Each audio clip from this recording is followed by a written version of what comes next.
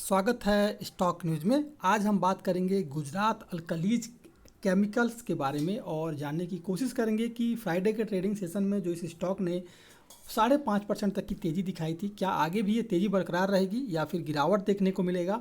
इस तेज़ी के पीछे का कारण क्या है, इस पर भी आज हमारी चर्चा रहेगी।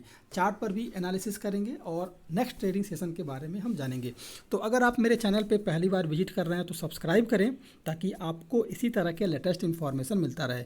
अगर देखा जाए इस स्टॉक को, तो इस स्टॉक ने गुरुवार के ट्रेडिंग सेशन के दिन जो है अपने 52 वीक के हाई को इसने ब्रेक किया है।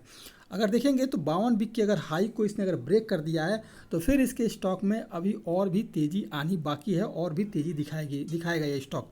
अगर पिछले एक महीने की बात की जाए तो इस स्टॉक ने लगभग जो है 44% का रिटर्न दिया है और एक साल की बात की जाए तो एक साल में इस स्टॉक ने लगभग जो है 177% तक का रिटर्न दिया, यानी कि अच्छा खासा जो है ये स्टॉक रिटर्न दे रहा है। और अभी जब अगर इसने 52 वीक के अगर हाई को अगर इसने ब्रेक किया है तो एक तेज़ी की उम्मीद हम इसमें कर सकते हैं।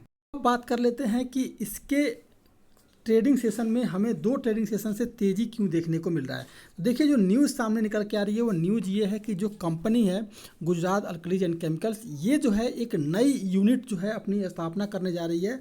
और इस यूनिट के जिसका मतलब नाम हो सकता है कास्टिक यूपोराइजेशन यूनिट।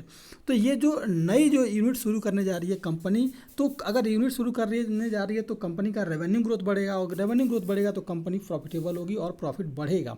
तो जिससे हम मान सकते हैं कि अगर कंपनी अपना विस्तार कर रही है तो इसके कंपनी को का बेनिफिट होगा और कंपनी का बेनिफिट हो रहा है। इसी न्यूज़ के कारण जो है आपको इसके स्टॉक में जो है तेज़ी देखने को मिला है। गुजरात अल्कलाइज के बारे में हम एक बार इसके चार्ट पर एनालिसिस कर लेते हैं कि आने वाला ट्रेडिंग सेशन कैसा रहेगा। तो देखा जाएगा कि ये स्टॉक अपने सभी मूविंग एवरेज के ऊपर ट्रेड करता हुआ दिखाई दे रहा है। इसके अलावा अगर देखें तो इसने अपने 52 वीक का हाई जो है वो ब्रेक किया है, जैसा कि मैंने आपको पहले बताया था और चार्ट पर भी यही आपको बताने की कोशिश कर रहा हूँ।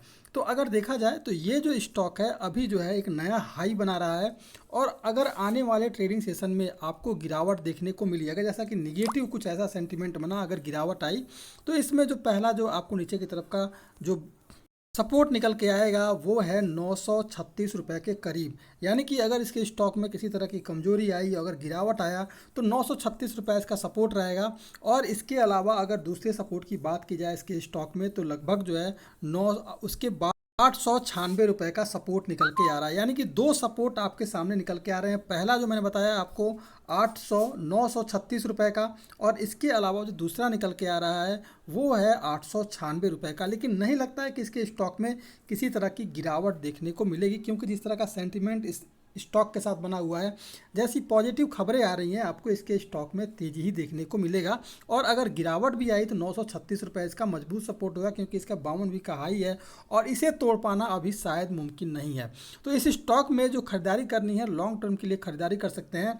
तो इसमें जो खरीदारी करनी है वो 936 रुपये पर ही खरीदारी करें। इसमें जो स्टॉप लॉस रखना है वो है 920 रुपये का स्टॉप लॉस रखें। और टारगेट जो रखना है वो शॉर्ट टर्म के लिए लगभग 1000 का टारगेट जो है आने वाले 8 से 10 ट्रेडिंग सेशन के लिए रख सकते हैं। तो ये है आपका गुजरात अल्कलाइज पे। अगर आप मेरे चैनल पे पहली बार विजिट कर रहे हैं तो सब्सक्राइब करें ताकि आपको इसी तरह के लेटेस्ट इन्फॉर्मेशन मिलता रहे।